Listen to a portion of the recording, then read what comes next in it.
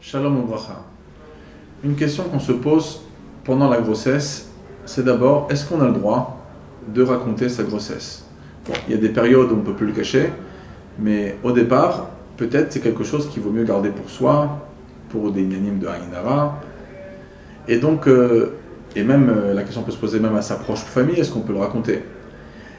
Alors, dans l'halakha, bien sûr, il n'y a pas d'interdit de raconter une bonne nouvelle comme annoncer que la personne est tombée enceinte.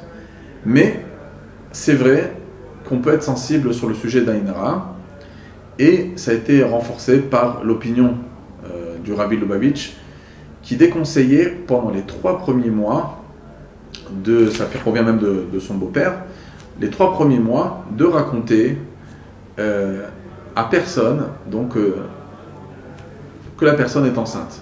C'est-à-dire même pas à sa propre famille, même pas à ses proches, pendant les 3 premiers mois. Ensuite, du 3e mois au 4e mois, alors elle pourrait quand même raconter à sa famille proche pour leur annoncer la bonne nouvelle.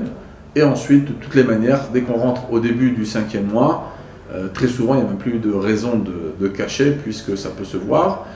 Bon, il n'y a pas besoin d'aller crier ça sur tous les toits, d'appeler tout le monde, mais en tout cas on n'a pas de problème de le dire ou de le confirmer.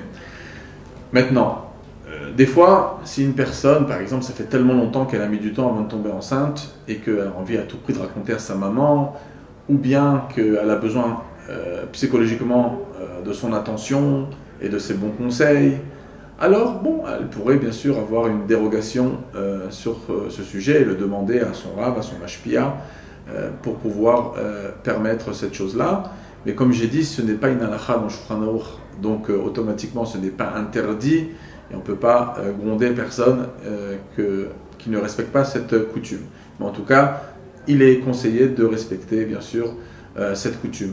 Il y a aussi une ségoula apportée par le Rabbi Lubavitch par rapport à la période où la période où la femme est enceinte, c'est que tous les Erev Shabbat, de donner de la tzedaka dans la coupa de Rabbi Meir, avec une somme où il y a un 18, comme par exemple 18 euros, comme 1,80 €, comme 18 centimes d'euros, 18 shekalim, bon, dans toutes les monnaies du monde.